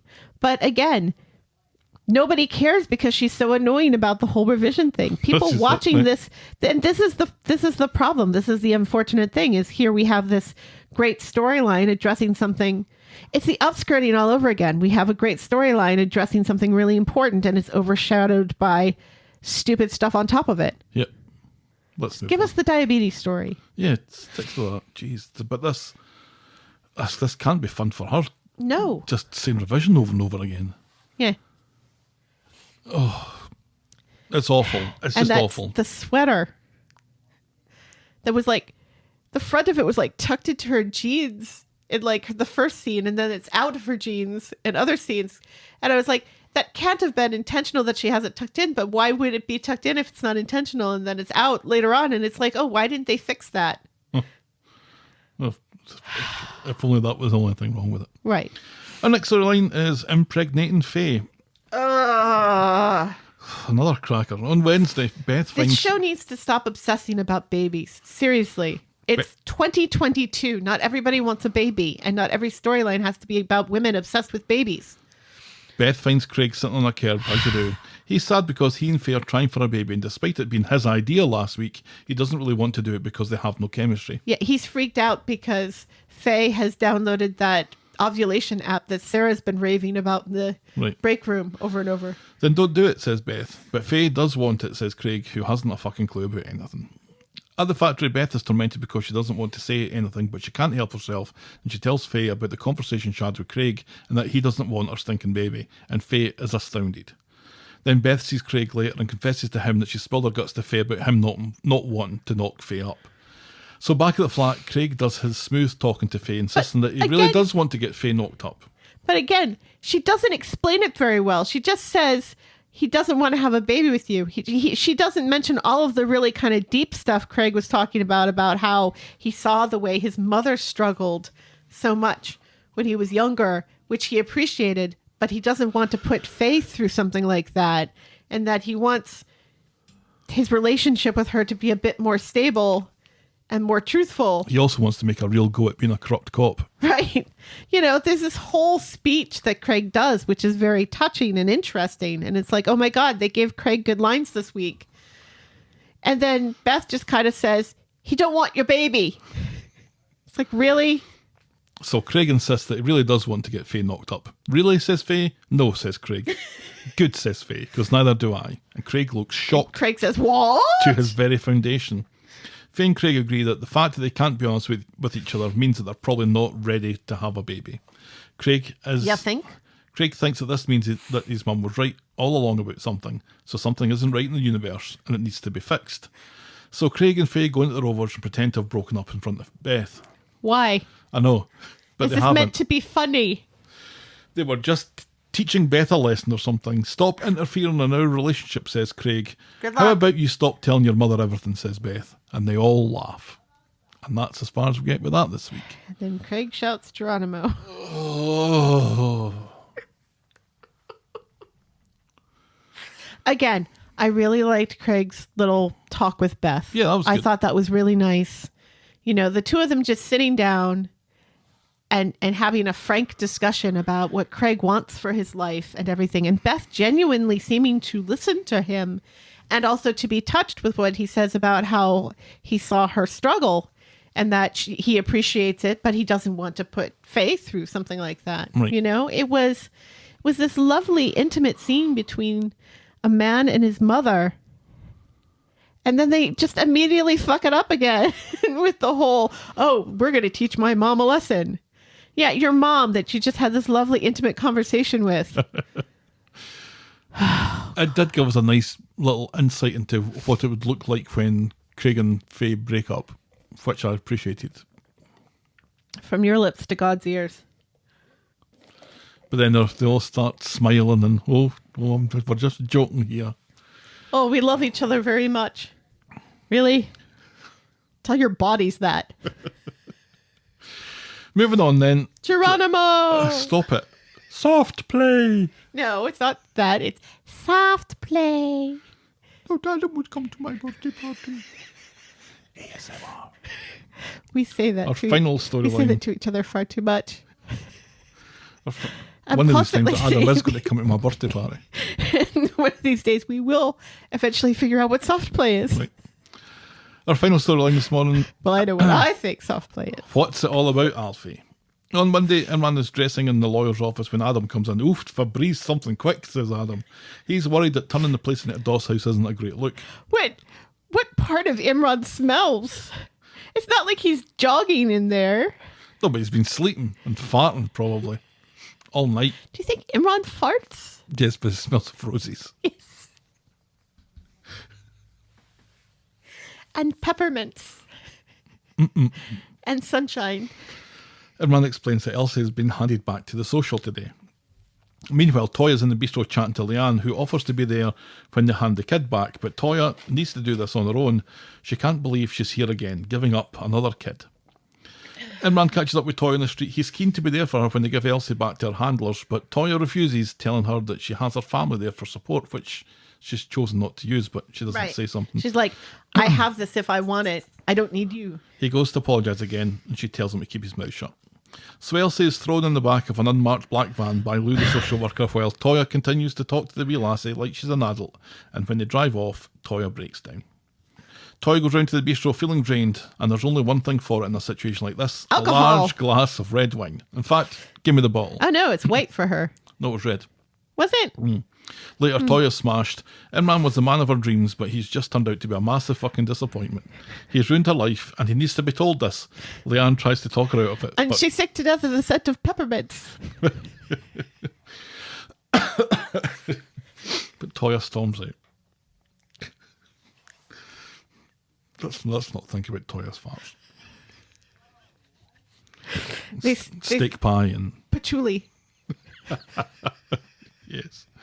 But when she gets to the office, Adam tells her that Imran is off seeing Alfie. He tells Toyah to take a seat and pops the kettle on. So Adam and Toyah get chatting about the situation. Toyah says that she could kill Imran. Adam calls Imran an idiot, so Toyah throws herself on Adam, winching his face off just as Imran walks in. Adam says nothing's going on and no one is trying to throw anyone off a shopping centre mezzanine here.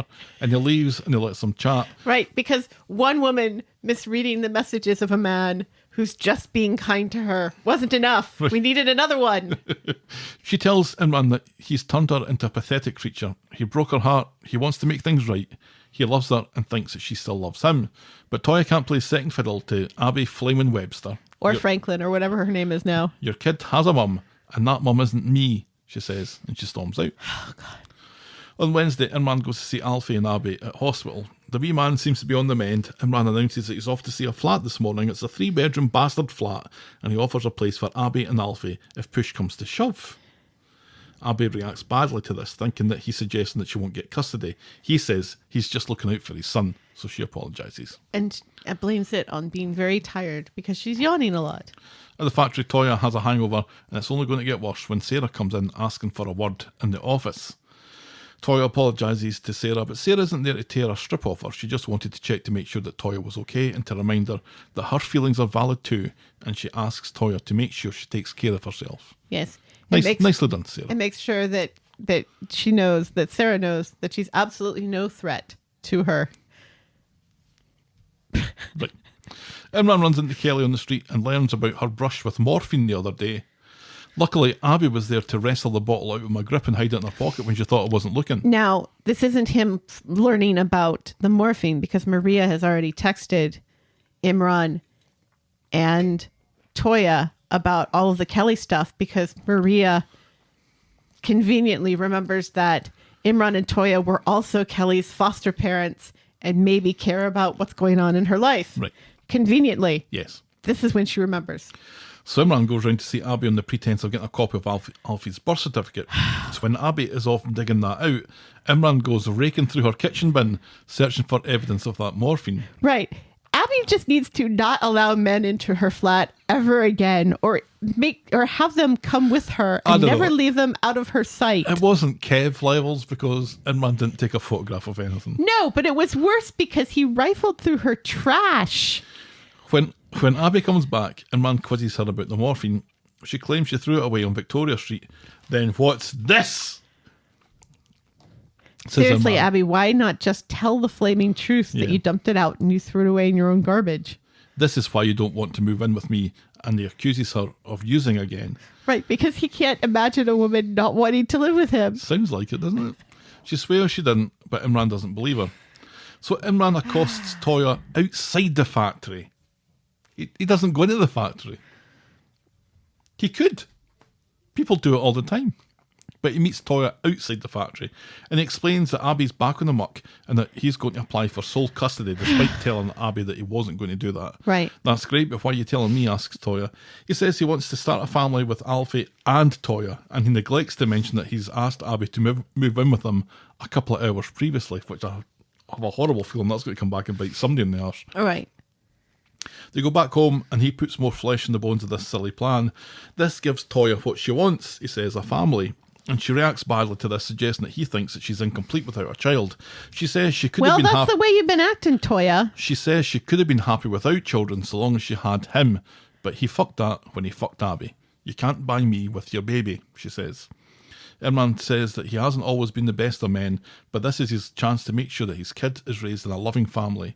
He loves Toyah. He can't imagine doing this without her. She tells him to go, but she doesn't sound as angry as she once was. So to be so, Leanne is definitely not Team Imran and is shocked that Toyah is even contemplating taking him back. Toyah thinks this is basically what she wants, to raise a disadvantaged child. Yes, says Leanne, but not Abby's crack baby. Ouch. Leanne gives her backing because she's her sister, but have a think in a year's time looking into Alfie's eyes and seeing Abby. Now, this is Leanne, let's remember. Leanne Battersby, yeah, Right. of the clan Battersby. She mentions, Oliver. And she mentions Sam and raising Sam, even though Sam isn't her own flesh and blood. She does not mention Simon, who is also not her flesh and blood, but is her legal adopted son.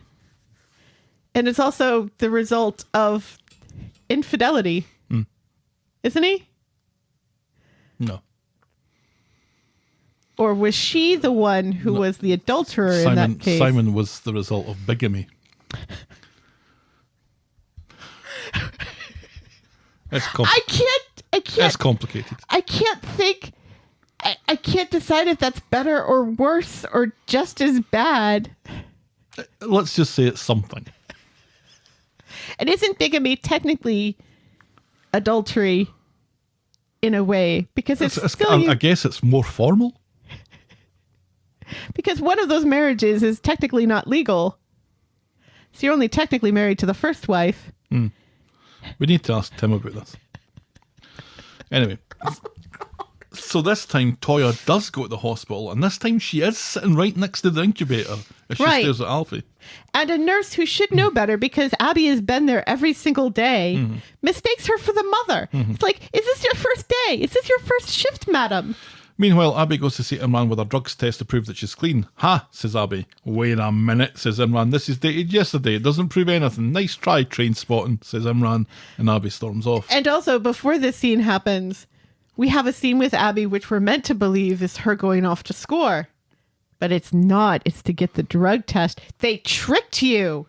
They fooled you. They didn't fool me at all. Well, they think they fooled you. Oh, they can think what they like. I don't care. They did. Because here's this. I thought this was so inconsequential, I chose not to mention it. And now you bringing this up is erasing all that time that I thought I was saving by ignoring it. Yeah. And more. They do a frighten, or they tricken you. What is it the dogs say when they bamboozle you? Oh, they did. She did a bamboozle. Imran gets a Heckin' text. bamboozle. Imran gets a text from Toyah, so goes round to see her. She's given it some thought, and she's decided that what she wants is her, Imran, and Alfie. Imran comes in his pants a little bit. You won't regret this, he says. Oh, She's already regretting it. I love you. I love you too, says Toyah. She looks like she's got something going on behind her eyes. Wee wheels are in motion here, I think. Is she planning something, I think? I'm not sure. Anyway, on Friday, Imran has wasted little time in his back home with Toyah. The two of them wonder how to tell Abby, and they have another social worker meeting this morning. Let's hope it isn't Lou. Toyah hopes that Abby's experience with the twins, Stan and Ollie, will help her see that adoption is the best route. Imran has to drop some stuff off with Adam, and Toyah is instantly suspicious. Imran insists not. Adam is swamped with work, what with falling from a mall mezzanine the other week. Plus, there's a nice bookshop nearby. Surprise me, says Toyah. Boo, says Imran. No, with a book, you idiot. And then doesn't. Well, doesn't. Do we ever? I wrote that down thinking that's definitely going to come up. Right, and it because did. he doesn't come back with a book. Meanwhile, Abby is at the garage speaking to Kev, hoping to get started back at work and start earning some coins so she can take care of her kid. Kev is uncomfortable for a moment, but then adjusts his underpants and tells her it's fine, and he apologises for the awful thing that he said. And I can't remember what that was. There were so many, it's difficult to pick out. Right, yeah. But he does not apologize for rooting through her bag and taking a picture of the birth certificate. No, he doesn't apologise for that. No. And then sending it to Toyah. Doesn't apologise for that. He gets even more ridiculous with it later with Toyah, but never mind. Tyrone is less impressed by Abby starting back at work. Kev insists that anything that happened has nothing to do with the garage. Because only he's allowed to cheat on his spouse. Tyrone worries that Abby is already taken advantage by fucking off early for lunch. Says you coming in a half an hour late, says Kev. Yeah, and she's going to see her baby. I can't remember if it's the same social worker, but Imran and Toyah handle the awkward questions well, especially when Toyah loudly decides to announce that she and Imran are getting married. Everything is in the past now, and Imran smiles. Right, yes. The social worker smiles. You didn't and have Toyah to take smiles. that wee girl away from us and further traumatize her yesterday, because we're back together again. Only I didn't mention this to you yesterday when you took that wee girl that I loved so much away and traumatized both her and me. Oh my God, what is wrong with this? And also, I'm back with this guy that you reported to the law board last week for being... The big law advisory panel. Right, yes, for being unscrupulous by representing the mother of his own child. Which you shouldn't have known about anyway. The social think that now that Imran's name's on the birth certificate, they're going to withdraw the interim care order. So that's the thing. And it'll come into effect quickly and they'll get Alfie home. Piece of fucking piss, this, says Toyah. Who the daddy, says Imran. And he goes off to give Abby a call. This is going to be great. But at the hospital, Abby dingies Imran's call. Imran has left tons of messages with Abby, but it's Chloe from the social who calls to let them know that there's been a quick development in the Alfie case and the judge has already made his decision. And then we cut to the hospital where Abby gets a call from Elliot and she takes this call, learns that the ICO has been repealed and Alfie will be discharged into the care of Imran and Toyah. Whoop whoop.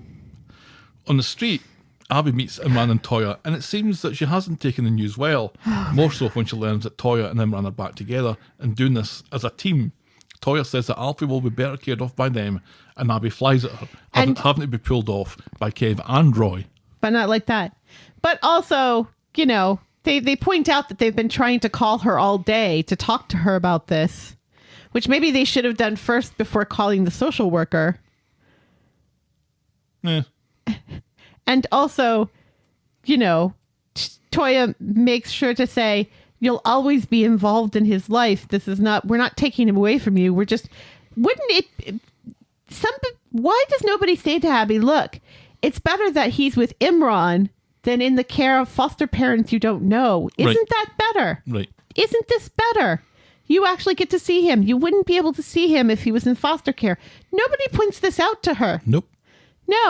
No, everybody makes things worse. Even Roy. Yeah, it's Roy. He's really...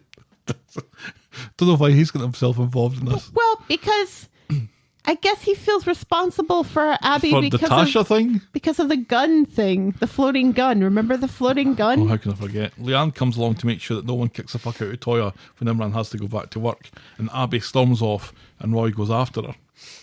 Abby is looking through her flat for some cider or some cider money, reckoning that Imran will definitely get custody for what with her being a nightmare and everything. And Roy, him being a big-time lawyer. and Roy promises to go and get her some cider if she agrees not to leave the flat. It was kind of funny seeing Roy in his apron wandering about that flat. Does he still have his broom as well? I think he still is holding onto his broom. Don't think so, but he definitely had his apron on. I think he leans it against the wall, but he does bring it in. So Kev goes, he left it outside? That's getting stolen. Well, he left it the inside wall. Kev goes to the bistro to be disappointed in Toyah. How dare they steal Abby's baby? Wait a minute, it's Imran's baby too. Right. But Everybody keeps... Toyah and Imran are the only people who keep pointing this out. That this is Imran's baby too. But Kev accuses her of deliberately trying to get Abby back on the muck. And if not her, then Imran. Not that Abby has a say in this or anything. Right, and forgets to point out that him overreacting to her having a one-night stand and also being sneaky in her flat and stealing the birth certificate and not just taking a photo of it, but sending that photo to Toyah, maybe might have something to do with this. Like- Because Kevin's a dick and an asshole, and I hate him. Adam's pissed that a paralegal And he has to blame a woman. Adam's pissed that a paralegal has dug up some dirt on his client, so he's lost the case. And he hands Imran the paralegal's card because that's normal behaviour. And Imran throws it in the trash. What a strange little scene that was, Helen. Right, yeah, because conveniently the paralegal who has lost this client's case gave a card to that client Right. Roy gets for back. some reason. Roy gets back to Abby's with some non-alcoholic cider and a potted clipping that he says is from a bush in Seb's memorial garden.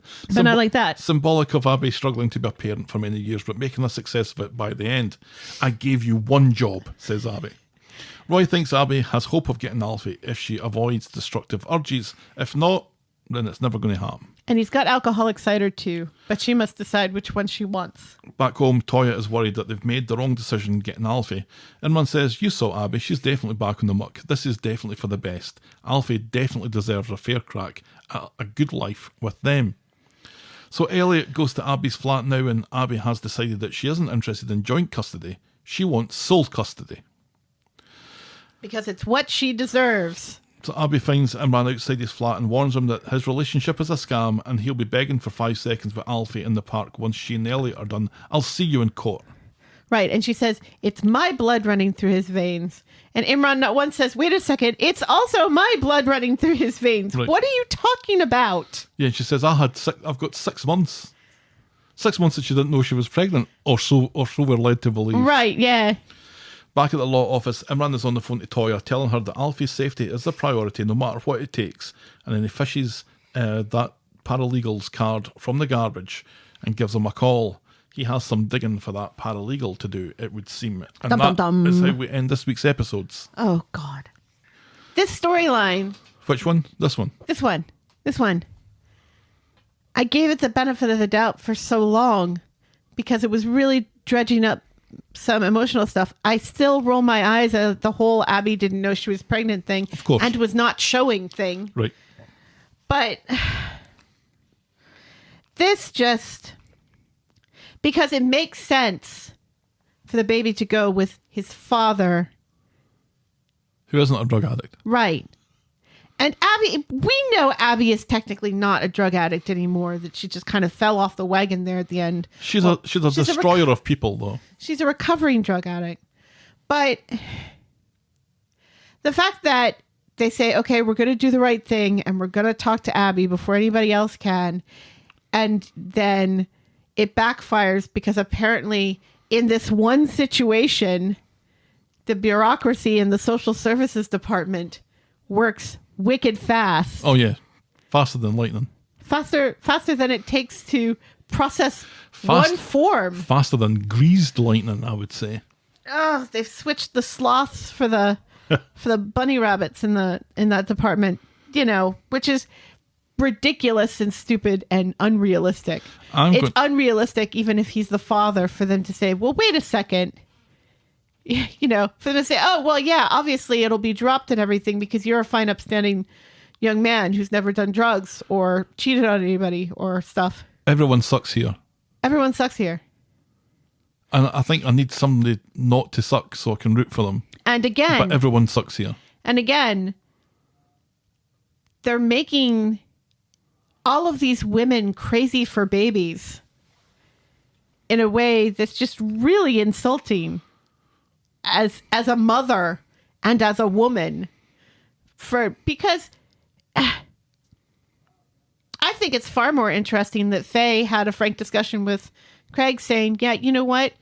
You're right. I don't want a baby right now either. Mm-hmm. We definitely should wait. It's telling that they're the reasonable people when it comes to offspring. Yeah, I would have far rather that story ended at that point. Right. It's, it's like... But everyone sucks here because everyone sucks here. Imran tries to get Abby and Alfie into his new bachelor pad. Right. And doesn't tell Toyah about it. No, hasn't told Toyah about that part. And has no plans to tell Toyah about this part. because Abby turned him down. So, because Abby turned him down, he then decides that, well, Toyah's going to do now. Which seems a very strange... Well, he always wanted to get Toyah back. But the fact that, here Abby has done this noble thing in getting that morphine off of Kelly, it is ridiculous that she does not throw that away immediately or hand it to Gary. I was really surprised that she left with it. Yeah, that she left with it. That she didn't hand it back to Gary and say, "Keep an eye on this. You dump this out. You be responsible for this." Right, that was ridiculous. Or that Gary doesn't say, "Well, where is the morphine now?" Yeah, I'm screaming at the TV at this point for someone to say that because Abby is in a situation where she desperately wants to keep her child. She knows what she has to do. She knows she needs to keep her nose clean. Why would she hold on to that? Why would she not? Why would it not be her first priority to get rid of it? Do you think she took it? No, I don't think she took it because I don't think she would have been awake enough to get to the hospital to sit by Alfie and read a book. She was yawning an awful lot. Yeah, but that bottle was empty. That bottle, which had been full, was empty. If she took all of that morphine, she'd be in the morgue. I don't know if she maybe took some of it, but... I don't think she did. And I think that if she had, she may not have been honest with Imran, but when Imran said, "No, I don't believe you," she wouldn't have been obsessing to prove that she hadn't been on the morphine. And I feel like if he was like, "Well, wait a second, this was from yesterday. This proves nothing." Why she didn't say, "All right, well, let's go down and do it. I can pee in another cup. I have more urine. Morphine stays in the urine for like 5 days. I looked this up just for the storyline." Oh, you did? And which surprised me because I honestly thought that only weed showed up in urine. I didn't think that there was a whole bunch of other stuff that shows up in the urine. It's like kind of like with the whole summer thing. This has become more dramatic than it needs to be a compelling story. Yeah. It was already a compelling story. If Imran had said, because he put his name on the birth certificate, if he had said at that point, "Look, I'm going to put my name on the birth certificate. It doesn't look great for you, and he might be put in care.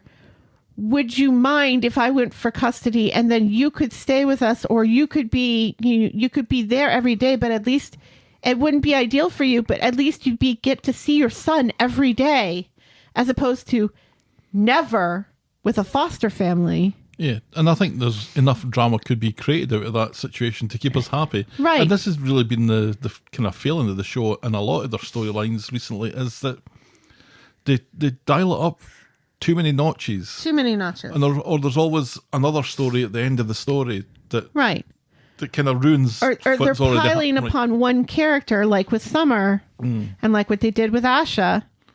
They pile... Abby. Right. And Amy, they pile on, and yes, Abby and Yasmin. I don't see a pattern there. I see a pattern there, with the exception of Addie. With the exception of Addie. Yeah, he wasn't really piled on. No. You're right. He But wasn't. there's still no pattern. Really? Yeah, that doesn't exist. Really? But it just... You have really good and valid and interesting storylines, and you just bury them under a pile of garbage because you think that's what your viewers want. Totally ignoring who your viewers are. I like the fact that it does seem like they have made the younger people on the show, with the exception of Summer, a bit more enlightened. Mm-hmm. You know, Faye, for all of her faults, is willing to say, I don't want a baby right now. And you know, and take ownership there. Amy, very enlightened, you know. So I kind of give the show credit for that because it does seem to acknowledge that younger people do tend to have a firmer grasp on what they want and a firmer grasp on what being female presenting means, you know, in today's day and age. And it's just, I've seen so many complaints about the show and about like how everybody's so baby crazy. And can we please stop with all of the babies now? Because we know what's going to happen. They give us these babies and then they kill them. Or they kill the mother. Or they kill the mother. Yeah. You know, we all know that's going to happen at some point. You know, at least, thank God, with Faye, it wasn't a miscarriage. It was a non-existent baby. Mm-hmm. So it makes me sad because the actors on the show deserve better. Especially when it comes to I just want Sally just, and Georgia and we've had Charlie. like so many stories this week where this has totally been the case where it just, and one of them, just don't dial it up. See how that works out. Maybe it'll work out fine. And you know, if it doesn't matter. You've got all these other storylines that you've dialed up far too far. That's kind of what they've done with Kelly. At this point, there was a point where it seemed like they were just piling on Kelly and piling on Kelly and piling on Kelly with the homeless thing, which is kind of what makes some of the stuff that's going on in her storyline now. Yeah, well, 2 funerals in 2 weeks for her. Ridiculous. That's a little bit pile-on-ish. But they could have been so much more melodramatic and stuff. They could be dialing this up to 11, but they're really focusing here on Kelly and her grief and coming to grips with the fact that she loved these two very flawed people because they were her parents, but they were very flawed people, and she feels like she needs to do something about that. They've been handling that quite well. I wish that was the case with all of the other storylines, and it's just not. Agreed. I'm getting sleepy now. That was the week that was Coronation Street. What was your moment of the week? You know what? I think it's Craig and Beth. I think it's Craig talking to his mother about him not wanting, to go through what she went through, and them having this really frank and intimate and lovely discussion between the two of them. I think it really is. I think that's my moment of the week. You're stunned into silence. Fuck me ragged. That is our moment of the week. Our moment of the week. Your bottom moment of the week. Is it also Craig and Beth? No. It's Summer saying revision and not understanding what the Great Gatsby is. Oh, bloody hell, that Great Gatsby thing really got me. Oh, God, I was so pissed off. That is our moment of the week. Is that proof that Daniel's a bad teacher? I'm going to say yes. I haven't really thought about it, but I'm going to say yes. Because he's her lit teacher, yes? English teacher, yeah. Well, that about wraps it up for another week then. We'll hopefully... We are the pirates. We'll hopefully be back in our normal slots. Not that anybody notices. No, we are a bit slap happy though tonight. I guess. Anyway, if you want to get in contact with us, we're the talkofthestreet@gmail.com, and we're at Corrie Podcast on Twitter, Facebook and Instagram. You can shout me and Helen a coffee by heading to ko-fi.com, that's ko-fi.com/the talk of the street. Check out the clicky section of voggle.co.uk for links to our merch store and YouTube channel. And if you're so inclined, please leave a rating and a review on the iTunes or your podcast provider of choice. Thanks for making it to the end of another episode, and we will be back next week with more Talk of the Street. The Talk of the Street. Bye. Cheerio.